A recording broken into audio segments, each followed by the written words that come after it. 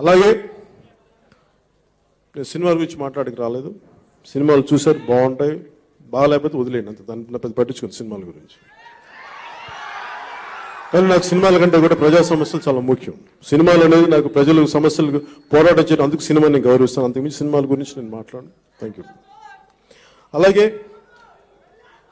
దీన్ని దృష్టిలో తీసుకొచ్చిన మీడియా ప్రతినిధులందరికీ, అగ్రిగోల్డ్ సమస్యని మీరు తీసుకొచ్చిన మీడియా ప్రతినిధులందరికీ, అలాగే బయట ఉండిపోయిన జనసేన అభిమానులందరికీ, ఇక్కడికి వచ్చిన పెద్దలందరికీ, ప్రతి ఒక్కరికి పేరు పేరున హృదయపూర్వక ధన్యవాదాలు, కృతజ్ఞతలు తెలియజేసుకుంటూ, అలాగే దీనికి సహాయ సహకారాలు అందించిన పోలీస్ శాఖ వారికి, ఏసీపీ గారికి, ప్రతి ఒక్కరికి, కమిషనర్ గారు, ప్రతి ఒక్కరికి మనస్ఫూర్తిగా కృతజ్ఞతలు తెలియజేసుకుంటూ సెలవు తీసుకున్నాను. జై హింద్.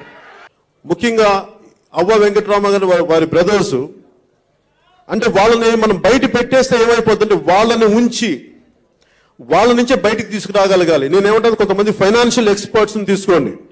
ఇన్ని వేల ఎకరాలు ఉన్నాయి, ఇంత ఆస్తి ఉంది, ఇన్ని అప్పులు ఉన్నాయి, ఇంతమంది ఖాతాదారులు ఉన్నారు, వీళ్ళందరికీ ఎలా చేయాలని చెప్పి వాళ్ళు ఏ ఉద్దేశంతో అయితే అవ్వ వెంకటరామారావు వాళ్ళ బ్రదర్స్ ఎలా స్టార్ట్ చేశారో వాళ్ళని బలవంతంగా కూర్చోపెట్టి వాళ్ళని దాన్ని అరెస్ట్ చేస్తారా లేదంటే వాళ్ళని కూర్చోబెట్టి వాళ్ళ మీద ఒత్తిడి తెస్తారా, ఎలా చేస్తారో తెలియదు. కానీ అక్కడ మనకి సహారా సుబ్రతరాయ్ గారిని ఎలాగైతే బిగించి సుప్రీంకోర్టు కూర్చోబెట్టిందో, అలాగే ఇక్కడ హైకోర్టు కానీ రాష్ట్ర ప్రభుత్వం కానీ వాళ్ళు బిగించి కూర్చోబెట్టి వాళ్ళ ద్వారా కొంతమంది ఫైనాన్షియల్ ఎక్స్పర్ట్స్ ద్వారా ఈ ఉన్న ఆస్తుల్ని, అప్పుల్ని, ఈ ఖాతాదారుల్ని ఎలా చేయాలి, ఎలా రక్షించాలని చెప్పి ముందుకు తీసుకెళ్ళకపోతే మటుకు ఇది ఖచ్చితంగా ముందుకు తీసుకెళ్ళగలిగే పరిష్కార మార్గాలు దొరుకుతాయి. అసలు ఇంత ఆస్తులు పెట్టుకొని ఇంతమంది చనిపోవడం చాలా తప్పైన విషయం. ఇది ఒరిస్సాకి, అటు తెలంగాణకి, అటు ఛత్తీస్గఢ్కి, మహారాష్ట్రకి, కర్ణాటకకి, ఇక్కడ తమిళనాడు దాకా ఉన్నాయి వీళ్ళ సమస్యలు. వీటన్నిటిని కూర్చోబెట్టి ముఖ్యమంత్రి గారు దీన్ని వారి దృష్టికి తీసుకొస్తున్నాను.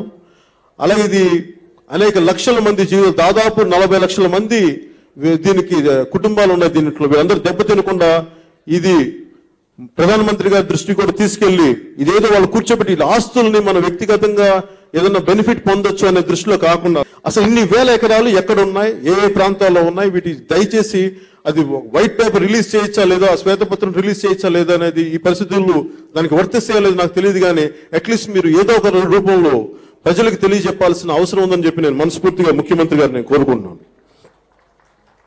కానీ ఇవన్నీ ముందుకెళ్ళని పక్షంలో ఒకసారి నేను మన ముప్పాళ్ళ నాగేశ్వరరావు గారితో కూర్చొని, అలాగే మిగతా పెద్దలతో కూర్చొని కూడా నా పార్టీ తరఫున శ్రీ మహేష్ గారిని ఈ సమస్య గురించి